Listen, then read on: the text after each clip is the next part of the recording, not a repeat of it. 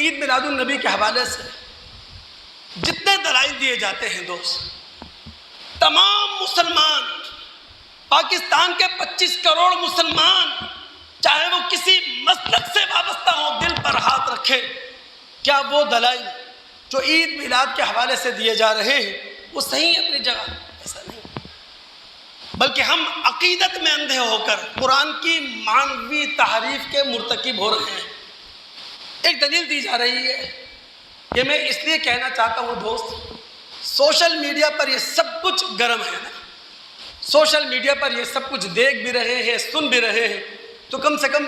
قرآن کی صحیح دعوت ہم تک جانا چاہیے نا۔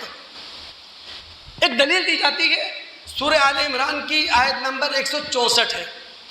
کہا جاتا ہے لَقَدْ مَنَّ اللَّهُ عَلَى الْمُؤْمِنِينَ إِذْ بَعَثَ فِيهِمْ رَسُولًا مِّنْ أَنفُسِهِمْ، اللہ تعالیٰ نے مومنوں پر بہت بڑا احسان کیا، انہی میں سے ایک رسول بھیج دیا۔ اللہ کے بندوں، سیاق و سباق میں اس آیت کا مطالعہ کریں، یہاں کوئی عید میلاد کے حوالے سے بات نہیں ہو رہی ہے، یہاں نبوی مشن پیش کیا جا رہا ہے، یہاں رسالتی مشن پیش کیا جا رہا ہے۔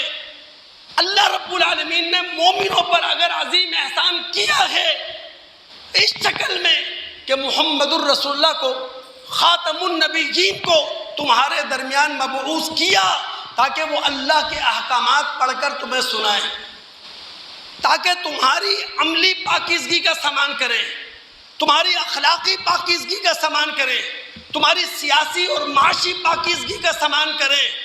اور وہ تمہیں کتاب و حکمت کی تعلیم دیتے ہیں۔ یہاں تو نبوی مشن پیش ہوا ہے دوست، یہ نبوی مشن ہر بچے کو معلوم ہونا چاہیے، ہر جوان کو معلوم ہونا چاہیے، ہر بوڑھے کو معلوم ہونا چاہیے۔ تو جو آیت نبوی مشن پیش کر رہی ہے، ہم کہیں مانوی تحریف کے مرتکب ہو کر اسے غلط جگہ تو فٹ نہیں کر رہے۔ پھر ایک آیت پیش کی جاتی ہے سورہ یونس کی آیت نمبر 58، قُلْ بِفَضْلِ اللَّهِ وَبِرَحْمَتِهِ فَبِذَلِكَ فَلْيَفْرَحُوا، اللہ کے فضل اور اللہ کی رحمت پر جس قدر خوشیاں منا سکتے ہو، جشن منا سکتے ہو، مناؤ۔ اللہ کے بندوں، بات ہو رہی ہے قرآن سے متعلق، یہ آیت نمبر 58 ہے، آیت نمبر 57 پڑھیں آپ، یا ایھا الناس قد جاءتکم موعظۃ من ربکم وشفاء لما فی الصدور وہدی ورحمۃ للمؤمنین۔ اللہ تعالیٰ کہہ رہا ہے یہ قرآن نصیحت ہے، اللہ کہہ رہا ہے یہ نفاق کی شفا ہے قرآن، اللہ کہہ رہا ہے جو قرآن پر ایمان لے آئیں ان کے لیے قرآن رحمت بھی ہے، قرآن ہدایت بھی ہے، اور پھر اللہ کہہ رہا ہے قُلْ بِفَضْلِ اللَّهِ وَبِرَحْمَتِهِ فَبِذَلِكَ فَلْيَفْرَحُوا، یہ قرآن اللہ کا فضل ہے، یہ قرآن اللہ کی رحمت ہے، خوشیاں منانے والوں کو اس کے نزول پر خوشیاں منانا چاہیے۔ اب آپ کے ذہن میں سوال آئے گا کہ کم سے کم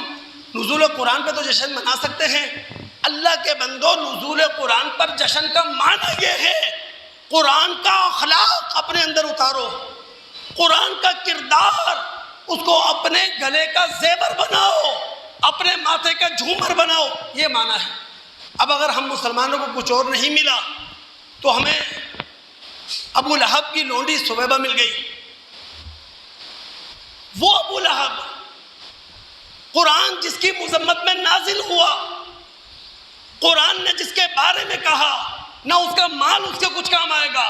نہ اس کی پراپرٹی اس کے کچھ کام آئے گی،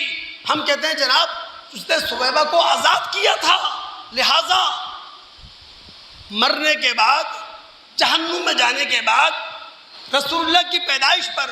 اپنی لونڈی سویبہ کو آزاد کرنے پر اسے فائدہ مل رہا ہے۔ تو اللہ کے بندوں، میں تو صرف توجہ یہ دلا رہا ہوں دوستوں کی، میں خلاف ہوں اس چیز کے کہ مسلمان آپس میں لڑیں، مسلمان آپس میں جھگڑیں،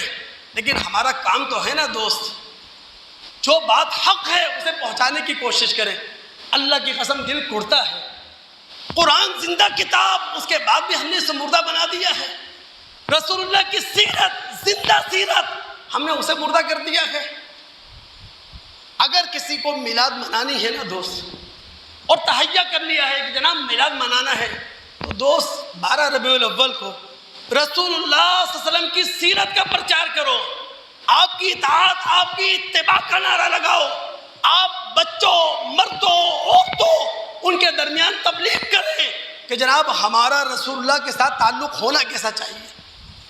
اگر کسی نے میلاد منانی ہے رسول کی ہدایت کے ساتھ منا لو. اگر کسی نے میلاد منانی ہے رسول اللہ کے اخلاق کے ساتھ منا لو. اگر کسی نے میلاد منانی ہے رسول اللہ کے کردار کے ساتھ منا لو.